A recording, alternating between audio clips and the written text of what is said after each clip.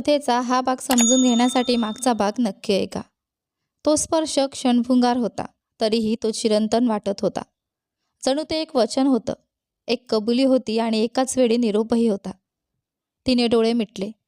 त्याच्या हाताची ऊब आणि पावसाचा सुगंध ती अनुभवत होती. तो हृदयाचा ठोका तिचा स्वतःचा नव्हता, पण तो तिचाच असावा असे तिला वाटत होते. जेव्हा त्याने पाऊल मागे घेतले तेव्हा तिने त्याला रोखले नाही. त्यांना दोघांनाही माहीत होते की समोर येणाऱ्या कोणत्याही वादळाचा सामना करण्यासाठी हा एक क्षणच त्यांना बळ देणार होता. दुसरा दिवस खूपच लवकर उजाडला. शहरात हालचाली वाढल्या होत्या. वेस्टनची भव्य बग्गी रस्त्यावरून धावत होती. त्याची हवेली कंदील आणि हास्याने उजळून निघाली होती. दुसऱ्यांच्या दुःखावर आधारलेला तो जणू आनंदाचा एक उपहासच होता. राधा आपल्या वडिलांसोबत आली होती. तिचा पोशाख साधा होता, पण तिच्या वागण्यात एक शांत, सन्माननीय तेज होतं. तिच्या हातात एक लहानशी पिशवी होती. त्यात एक दुमडलेलं कापड, शिक्का सापडल्यावर तो लपवण्यासाठी. वेस्टनने नेहमीसारख्या खोट्या आपुलकीने त्यांचं स्वागत केलं. आह मिस सेन, किती आनंद झाला. आज तुम्ही फारच तेजस्वी दिसताय. राधाने हलकंसं मान झुकवलं, मनातली किळस लपवत. धन्यवाद साहेब. तिचे वडील कागदपत्रांमध्ये गुंतलेले असताना राधा अलगद निसटली. तिचं हृदय जोरजोरात धडधडत होतं. ती सावलीसारखी दालनातून पुढे सरकली. अभ्यासिकेचं दार अर्धवट उघडं होतं. आतला टेबल तिला आठवत होतं तसाच होता. ती आत गेली, दार हळूच बंद केलं आणि टेबलाजवळ गुडघ्यावर बसली. टेबलाखालचा लहानसा लाकडी फलक तिच्या बोटांना सापडला. तिने हलकंसं दाबलं. तो सरकून उघडला. आत मंद प्रकाशात लाल मेणाचा शिक्का चमकत होता. ती तो उचलायला हात पुढे करताच गोठून गेली. मागून एक आवाज आला. काहीतरी शोधताय का मिस सेन? ती हळूहळू वळली. दारात चार्ल्स वेस्टन उभा होता. त्याच्या ओठांवरचं हास्य रक्त गोठवणारं होतं. मला आधीच शंका आली होती की वडिलांच्या कामाच्या निमित्ताने तुम्ही इथे याल. तो पुढे सरकत म्हणाला. पण गद्दारी, ते मात्र खूपच धाडसाचं आहे. राधाची नाडी वेगाने धावू लागली. या भूमीशी गद्दारी करणारे तुम्ही आहात, मी नाही. तो हलकंसं हसला. एका कारकुनाची मुलगी आणि एवढी मोठी भाषा. पण पाहूया, जेव्हा मी तुझ्या वडिलांना सांगीन की त्यांची लाडकी मुलगी काय करत होती तेव्हा तू किती धैर्यवान राहतेस. तो पुढे येणार इतक्यातच त्याच्या मागच्या खिडकीचा काच फुटली. मुसळधार पावसात भिजलेला शेखर आत उडी मारून आला. त्याचे डोळे ज्वालांसारखे पेटलेले होते. तिला हात लावू नकोस, तो ठामपणे म्हणाला. क्षणात खोलीत गोंधळ उडाला. वेस्टन पिस्तुलाकडे झेपावला. राधाने शिक्का घट्ट पकडला आणि आकाशात वीज कडाटली. बाजारात सुरू झालेल्या रक्ताच्या थेंबांची कहाणी पुन्हा वाहणार होती. यावेळी धुळीवर नाही, तर स्वतः नियतीवर. पिस्तुलाचा जोरदार आवाज झाला आणि दिवा फुटून गेला. मखमली पडद्यावर ज्वाला उसळल्या. जणू काही आतूनच श्वास घेण्याची वाट पाहणारा एखादा राक्षस सुटून गेला होता. शेखर टेबलामागे वाकला आणि राधालाही ओढून घेतलं. धुराच्या वर्णांनी वेस्टनच्या संतप्त आरोळ्या गिळून टाकल्या. मुद्रा दे मला मुली, वेस्टन खोकत ओरडला. तुला कळतही नाहीये तू काय करतेस. मला पुरेसं कळतं, राधा म्हणाली, छातीशी मेणाची मुद्रा घट्ट धरत. शेखरने तिच्याकडे नजर टाकली. डोळ्यात जिद्द, आवाजात स्थैर्य. आपल्याला निघावं लागेल आत्ताच. ते बाजूच्या दारातून ढकलत बाहेर पडले आणि आगीच्या उजेडाने झगमगणाऱ्या दालनात धडपडत गेले. खाली कुठेतरी नोकरांच्या किंकाळ्या ऐकू येत होत्या. जिन्यावर बुटांची धडधड होती. जग धूर आणि गोंधळ बनून गेलं होतं. राधाने धाप घेतली. मागच्या पायऱ्या स्वयंपाकघराकडे. ते धावले. हवेत जळजळ होती. भिंती करकचत होत्या. वर बीम चापकासारख्या तुटत होत्या. जेव्हा ते व्हरांड्यावर पोहोचले तेव्हा पावसाने त्यांचं स्वागत केलं.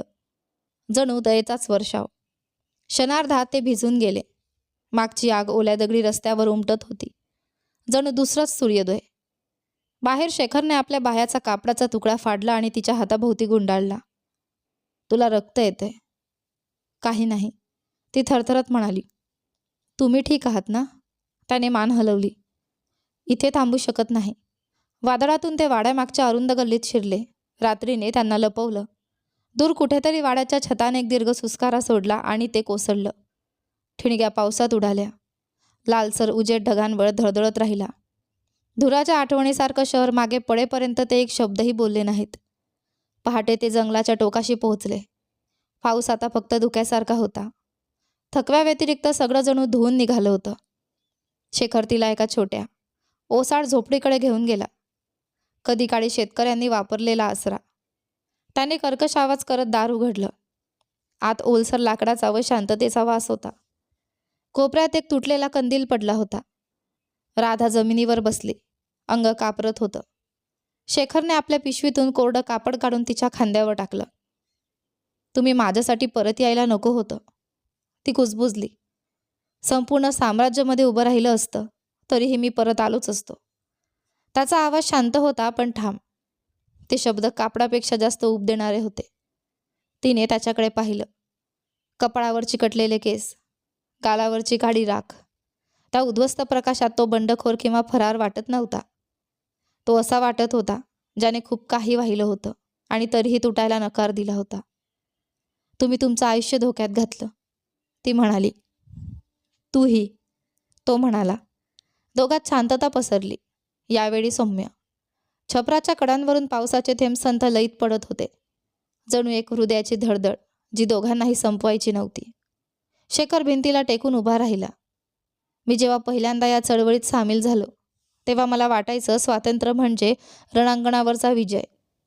पण आता वाटतं ते काहीतरी अधिक शांत असतं. कसं? राधाने विचारलं. तो तिच्याकडे पाहतो. स्वातंत्र्य म्हणजे हे, योग्य काय आहे हे जाणूनही त्याच्याकडून पाठ फिरवू नये, जरी त्यासाठी वेदना सहन कराव्या लागल्या तरी. राधा शांत राहिली. तिने थेट त्याच्या डोळ्यात पाहिलं. मग हलकसं हसली. मग तर तुम्ही आधीच जिंकलात. तो हसला हलकसं. अजून नाही. वेस्टर्नचं जाळं अजूनही खोलवर पसरलेलं आहे. फक्त ती मुद्रा पुरेशी नाही, आपल्याला पूर्ण वही हवी. राधाने भुवया उंचावल्या. वही? भास्करकडे असलेली? हो. वेस्टर्नने मान्य केलेली प्रत्येक लाच आणि प्रत्येक मालवाहतूक त्यात नोंदलेली आहे. ती सापडली तर दोघांनाही उघड करता येईल. तिने हळूच मान डोलावली. मग ती आपण एकत्र शोधू. शेखरचा कटाक्ष मवाळ झाला. तू थोडी विश्रांती घे. आज रात्री पुन्हा निघायचं आहे. तिने डोळे मिटले पण झोप येईना. पावसाचा आवाज ती ऐकत राहिली. तो आवाज आणि त्याच्या श्वासांची लय एकमेकात मिसळत होती. लहानपणानंतर पहिल्यांदाच. धोका असूनही तिला सुरक्षित वाटत होतं. थोड्या वेळाने ती कुजबुजली. शेखर, कधी असं वाटतं का की यानंतर काय होईल? आपण वाचलो तर? तो क्षणभर थांबला. कधी कधी. मला अशी शेतं दिसतात जिथे कुठल्याच डोक्यावर दुसऱ्याचा झेंडा फडकत नाही. आणि तुला? मला शांतता दिसते. संपूर्ण जगासाठी नाही, फक्त त्याचा एक छोटासा तुकडा. अशी जागा जिथे कोण आपल्याला कुणावर प्रेम करायचं किंवा कशाला घाबरायचं हे सांगत नाही. तो तिच्याकडे वळला. मंद राखाडी प्रकाश त्याच्या डोळ्यात उमटला. मग ते पाहण्यासाठी आपण पुरेसं आयुष्य जगूया. संध्याकाळ पुन्हा आली. पानांतून उतरलेला मऊ सोनेरी प्रकाश घेऊन. शेखर लाकूड गोळा करायला बाहेर गेला. राधा त्याच्या मागे निघाली. ओल्या मातीत अनवाणी. जंगलाला पावसाचा आणि नव्या आयुष्याचा वास येत होता. तो काम करत असताना ती त्याच्याकडे पाहत राहिली. त्याच्या हालचालींमधला संयम, तो शांत बळ ज्याने तिला वादळातून बाहेर काढलं होतं. त्याची नजर तिच्यावर पडताच तिने नजर हटवली नाही. तो हसला. तू पाहतेस? फक्त कृतज्ञतेपोटी. कृतज्ञ? तो हसत म्हणाला. आगीत धावल्याबद्दल? एखाद्याच्या सोबत जिवंत असल्याबद्दल, जो हात सोडत नाही. शेखर थांबला. हातातली फांदी धरून तो क्षणभर गोंधळला. भावनांचा पूर उसळला होता. त्याने फांदी खाली ठेवली आणि एक पाऊल पुढे आला. राधा सेन, मला ओळखलेल्या सगळ्यात तू सगळ्यात धाडसी आहेस. आणि तुम्ही? ती हळूच म्हणाली. मला अजूनही वाटायला लावता की धैर्यावर विश्वास ठेवणं योग्य आहे. क्षणभर ते दोघं स्थिर उभे राहिले. मग वारा हलला आणि त्याच्यासोबत सगळंच बदललं. जवळीक वाढली, शांतता गडद झाली. न बोललेल्या शब्दांनी हवा भारली. शेखरने हात उचलून तिच्या गालावरची काळी राख अलगद पुसली. राधाने त्याची मनगट पकडली तसंच धरून ठेवत. कोणतेही शब्द आले नाहीत. त्यांची गरजच नव्हती. तो स्पर्श पुरेसा होता. एकत्र घेतलेला श्वास, एक न बोललेलं वचन. नंतर पेटवलेली आग त्यांच्यामध्ये सौम्य आणि स्थिरपणे जळत राहिली. लहान ठिणग्या उडत होत्या, वर जाऊन नाहीशा होत. ते शेजारी बसले, खांदे जवळ टेकलेले, जुन्या आठवणी बोलत. तिचं नदीकाठचं बालपण, त्याच्या आईची गाणी आणि जुन्या जगाच्या राखेतून उभं करायचं नवं जग. जेव्हा शेवटी झोप आली ती शांततेसारखी आली. बाहेर रात्र आणखी गडद झाली. कुठेतरी दूर सैनिक वाड्याच्या अवशेषात शोध घेत होते. त्यांच्या हाती लागलं फक्त राख आणि लाल मेणाचा एक तुकडा. वितळलेला असला तरी त्यावर अजूनही ब्रिटिश मुकुटाची क्षीण छाप उमटलेली होती. रक्ताचा तो थेंब पुन्हा एकदा आपल्या प्रवासाला निघाला होता. पहाट फिकट आणि सांचकपणे उगवली. झाडांवर धुके असे लटकले होते, जणू एखाद्या गुपितावरचा श्वास. राधा आधी जागी झाली. चुलीतील निखारे अजूनही हलकेचे चमकत होते. शेखर शेजारी झोपलेला होता, डोकं हातावर टेकलेलं, पिस्तूल हाताच्या आवाक्यात. क्षणभर ती फक्त त्याच्याकडे पाहत राहिली. त्याच्या श्वासांची स्थिर लय, बोटांच्या सांध्यावरची हलकी जखम आणि वादळांतूनही त्याच्याबरोबर राहणारी ती शांतता. धैर्य इतकं शांत असू शकतं असं तिला कधी वाटलंच नव्हतं. बाहेर कोकिळ एकदा कुजून गेली आणि जंगलाने उत्तर दिलं. राधा उठली. ओढ्याजवळ जाऊन चेहरा धुतला आणि पाण्यात उमटलेल्या प्रतिबिंबाकडे पाहिलं. कधीकाळी ब्रिटिश अधिकाऱ्यांच्या मेजवानीसाठी फुलांची मांडणी करणारी मुलगी आता उरलेली नव्हती. जे उरलं होतं ते अधिक धारदार, अधिक मजबूत, अधिक जिवंत होतं. ती परत आली तेव्हा शेखर हलला. किती वेळापासून जागी आहेस? इतका वेळ की इथे थांबायचं नाही हे ठरवायला पुरेसा. तो डोळ्यातली झोप चोळत असला. मीही तेच म्हणणार होतो. आदल्या रात्री शेखरला सापडलेल्या ज्वारीच्या भाकरी आणि बेऱ्यांचं त्यांनी थोडंसं जेवण केलं. मग त्यांच्याकडचं थोडंफार सामान बांधलं. एक अतिरिक्त शर्ट, नकाशा आणि कापडात गुंडाळलेली मेणाची मुद्रा. वही? शेखर नकाशा पसरवत म्हणाला. आगीनंतर भास्कर पडून गेला. मी ज्याच्याशी बोललो त्या कारकुनाने सांगितलं. चंदरपूरजवळ त्याची जमीन आहे. नोंदी ठेवल्या असतील तर तिथेच लपवल्या असतील. ते 2 दिवसांचं चालणं आहे. पाऊस थांबला तर कदाचित कमी, पण पाऊस थांबला नाही. दुपारपर्यंत ते जंगलाच्या पायवाटेवर खोलवर गेले होते. चिखल बुटांना चिकटत होता. झाडांनी हिरव्या रंगांचं जणू एखादं कॅथेड्रल उभारलं होतं आणि हवेत ओल्या मातीचा दर्प भरून राहिला होता. कधी कधी ते बोलत, लहानशा गोष्टी, हसण्याचे तुकडे, तर कधी शांतताच त्यांच्यासाठी बोलत होती.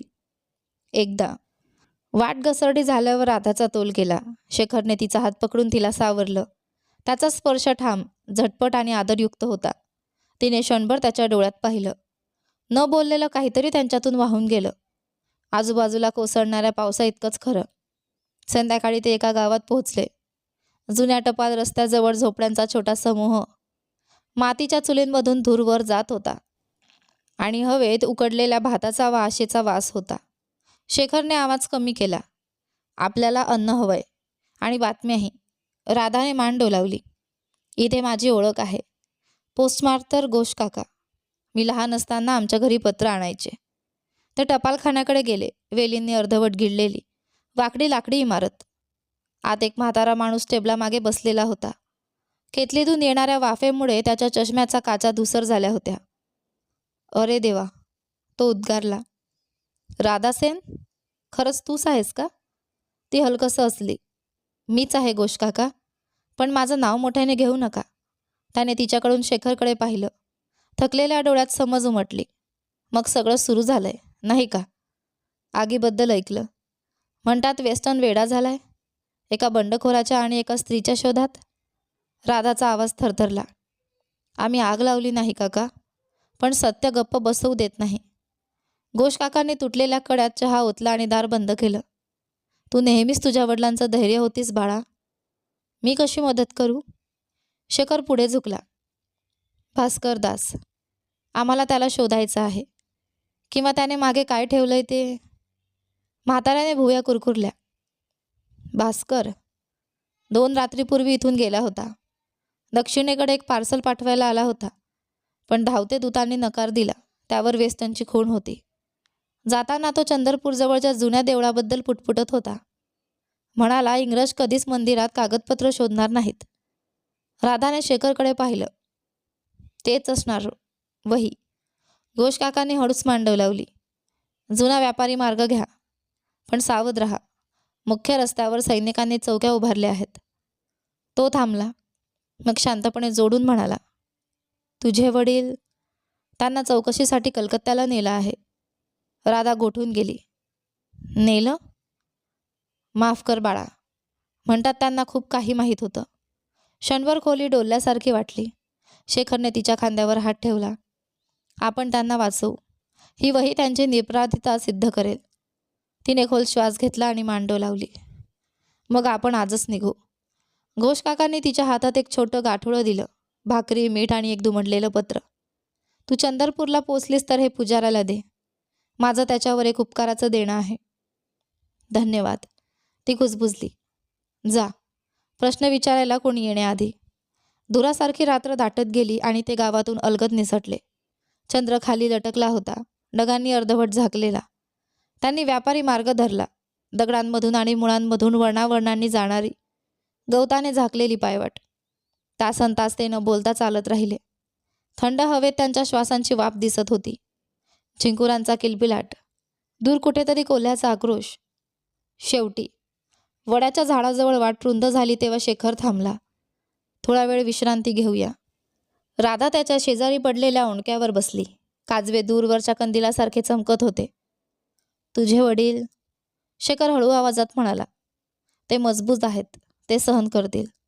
तिने मान डोलावली जमिनीकडे पाहत.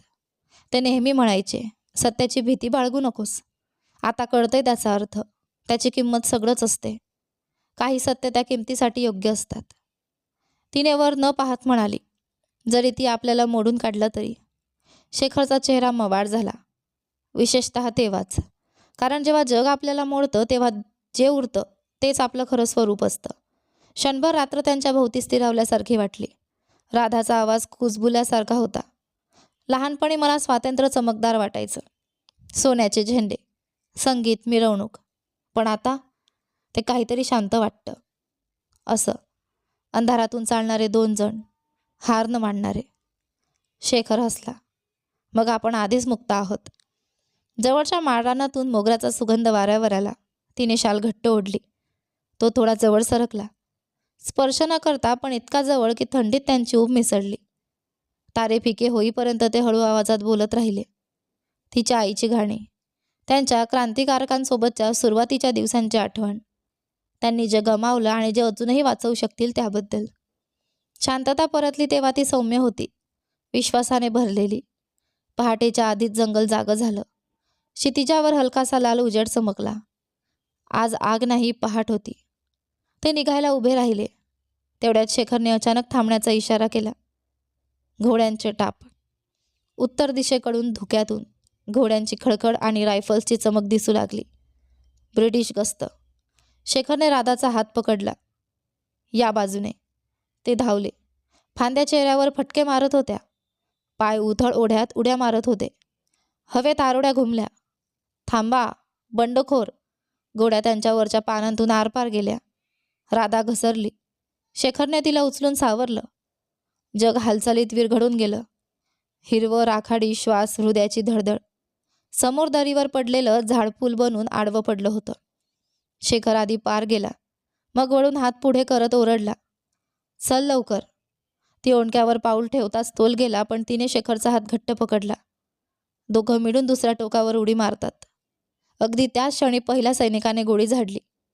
क्षणभर आधी जिथे ती उभी होते तिथे झाडाची साल उडाली. ते झुडुपात झेपावले. खाली वाहणाऱ्या पाण्याच्या गजरात आरोड्या हळूहळू हरवून गेल्या. शेवटी ते थांबले, धापा टाकत, अंग थरथरत. राधाने मागे वळून पाहिलं. ते आपला पाठलाग करतच राहतील. शेखरने मान डोलावली. मग आपण चालत राहू, जोपर्यंत सत्यच त्यांचा पाठलाग करायला लागत नाही. आणि त्याच शब्दांसोबत ते जंगलात आणखी खोलवर नाहीसे झाले. रस्त्यावरील सावल्या पहाटेच्या सावल्यात मिसळल्या. ढगांआड लपलेला सूर्य फिकट गोलासारखा दिसत होता. तेव्हा राधा आणि शेखर चंदरपूर जवळच्या वेशीवर पोहोचले. रस्ता आता अरुंद पायवाटेत बदलला होता. जमिनीतून शिरा फुटाव्यात तसे वडाच्या मुळांनी तो गुंतवून टाकला होता. पातळ धुकं जमिनीला चिकटून होतं. दगडांवरून कुजबुजत सरकत होतं. कुठेतरी दूर कावडे कावकाव करत होते आणि ओलसर हवेतून अगरबत्तीचा मंद सुगंध येत होता.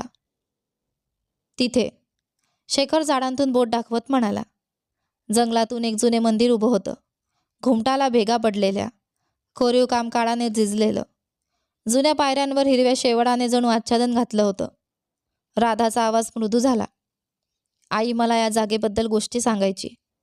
इथे कुजबुजलेल्या प्रार्थना वाऱ्यावरून थेट स्वर्गात जातात असं ती म्हणायची. मग त्यातली एखादी प्रार्थना अजूनही ऐकत असेल अशी आशा करूया, शेखर हलकेच म्हणाला. ते सावधपणे पुढे गेले. मंदिराचं प्रवेशद्वार अर्धवट कोसळलेलं होतं, पण आतली गर्भगृह अजून तग धरून होती. आत हवा थंड होती. धूळ आणि पावसाचा वास भरलेला. एक दगडी मूर्ती त्यांच्याकडे पाहत उभी होती. चेहरा शांत, डोळ्यात शतकानुशतकांची स्थिरता. शेखरने आपली पिशवी खाली ठेवली. भास्करने वही वेदीजवळच कुठेतरी लपवली असणार. वेस्टर्नची माणसं इथे शोध घ्यायची हिंमत करणार नाहीत. त्याने पिशवीतून एक लहान तेलाचा दिवा काढून पेटवला. स्थिर हवेत ज्योत हलकेच थरथरत होती. त्या प्रकाशात जुनी कोरीव कामं सोन्यासारखी उजळली. राधा त्याच्या शेजारी गुडघ्यावर बसली, मूर्तीच्या पायथ्याजवळची माती बाजूला करत. काही मिनिटातच तिच्या बोटांना काहीतरी कठीण लागलं. मातीखाली लाकूड. शेखर, त्याने तिच्या मदतीने ती लहान पेटी बाहेर काढली. पितळी बिजागऱ्या गंजलेल्या होत्या आणि पृष्ठभागावर कमळाचं फिकट नक्षीकाम होतं. शेखरने ती सावधपणे उघडली.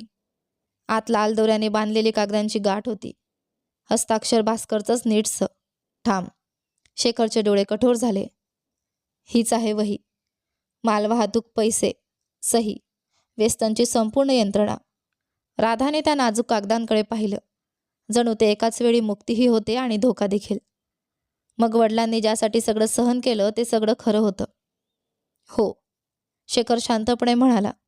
आणि आता ते पूर्ण करण्याची वेळ आपली आहे. पाऊस पुन्हा सुरू झाला तेव्हा ते मंदिरातच थांबले.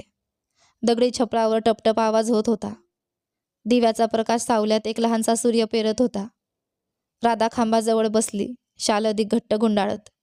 शेखरने कागद पसरवले आणि एकाग्रतेने वाचू लागला. दर काही वेळाने टेकड्यांवरून गडगडाट होत होता. दूरचा, सौम्य. शेवटी ती बोलली, शेखर, हे सगळं संपल्यावर, सत्य समोर आल्यानंतर तुम्ही काय कराल? तो हलकसं हसला. इतकं पुढचं मी कधी विचारच केला नाही.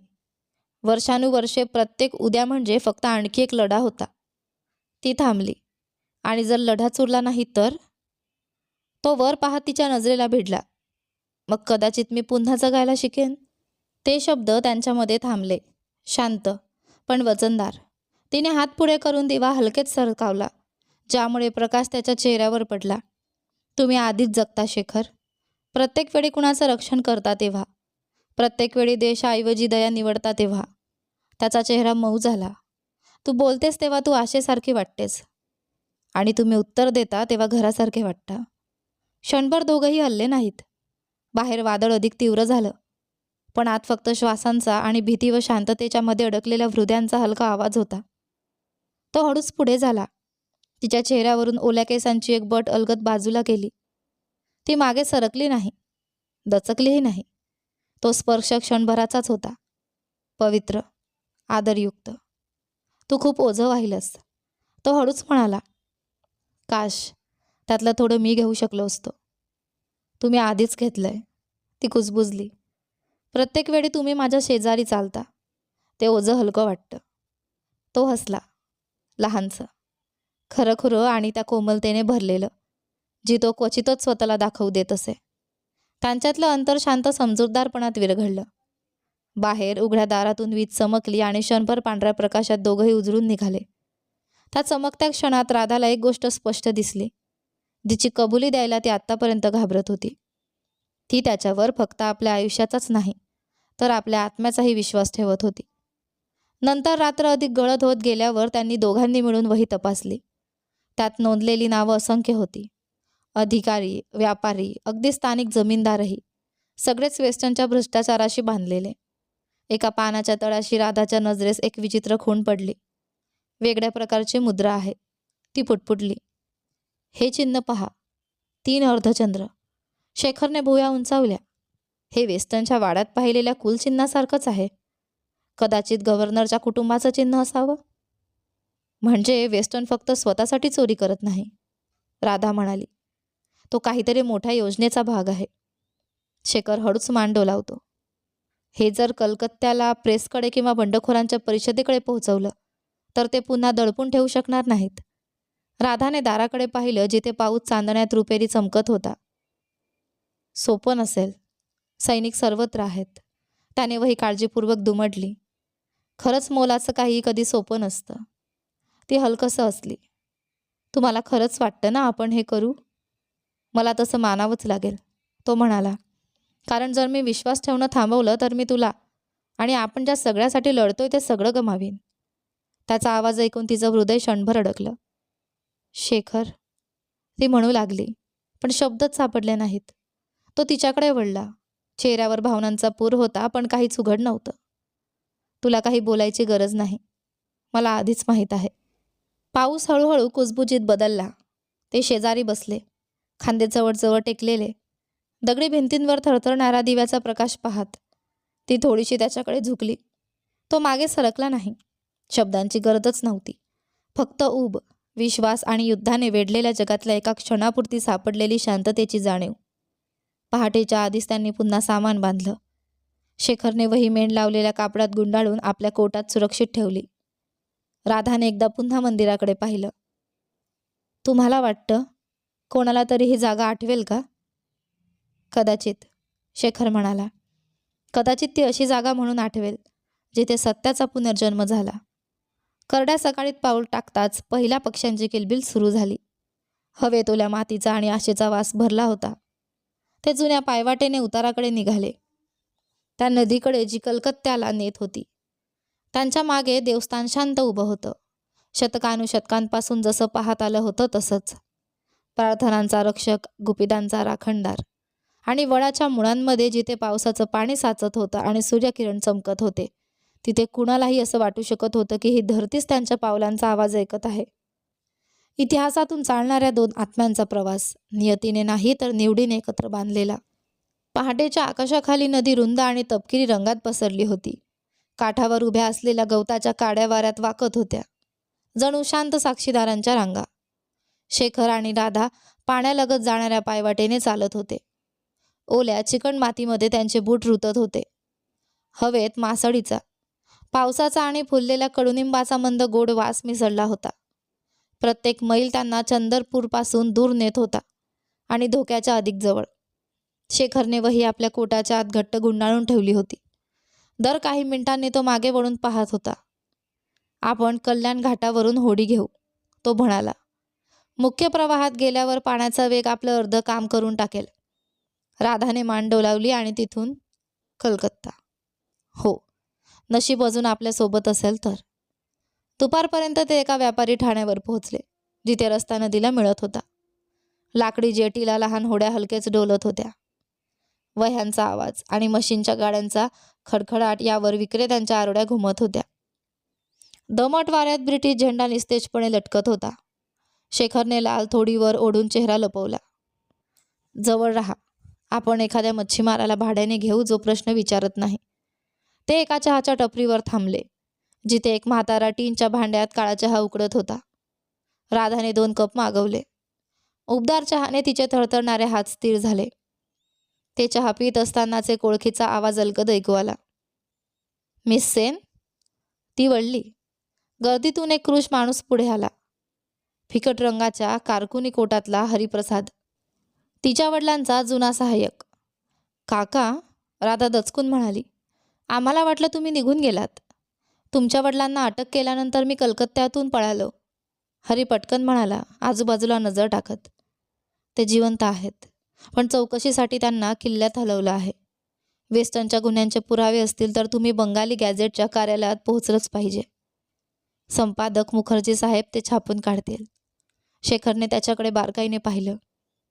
तुम्हाला वहीबद्दल कसं माहीत? हरीची नजर शेखरच्या पिशवीकडे गेली. बातम्या पसरतात मित्रा. वेस्टर्नचे हेर सर्वत्र आहेत. शेखर क्षणभर थांबला. मग तुम्ही आमची मदत का करता? हरीने दीर्घ सुस्कारा सोडला. कारण तुमच्या वडिलांनी माझं आयुष्य वाचवलं होतं. मी तुम्हाला नदी खालून मार्ग दाखवू शकतो, पण तुम्ही माझ्यावर विश्वास ठेवला पाहिजे. राधाने शेखरकडे पाहिलं. आपल्याकडे दुसरा मार्ग नाही. थोड्या अनिच्छेने शेखरने मान डोलावली. ठीक आहे, पुढे चला. त्यांनी एक छोटी होडी भाड्याने घेतली, झिजलेली, लाकडी, एकाच शिड्याची. दुपारचा वारा वाढू लागला तसा ते प्रवाहाबरोबर निघाले. नदी रुंदावत गेली. काठावरच्या गावांतून ते पुढे सरकत होते. मुलं हात हलवत होती. बायका शांतपणे कपडे धुत होत्या. राधा नाक्याजवळ बसली होती, पाण्यावर सरकणाऱ्या ढगांच्या प्रतिबिंबाकडे पाहत. शेखर एका हाताने सुकाणू धरून होता. दुसरा हात त्याच्या सुरीच्या दांड्यावर हलकेच विसावला होता. हरी मस्तकाजवळ बसून एक जुनी बंगाली धून गुणगुणत होता. थोडा वेळ तरी जग शांत भासत होतं. वाऱ्याने राधाचे केस उडत होते. लाटांवर सूर्यकिरण चमकत होते. शेखरने तिच्याकडे नजर टाकली. थकलेला पण तिच्या शांततेच्या दर्शनाने दिलासा मिळालेला. यानंतर पुढे काय होतं ते पहा आपल्या कथेच्या पुढच्या भागामध्ये. पण तोपर्यंत हा भाग कसा वाटला कमेंट करून नक्की सांगा. धन्यवाद.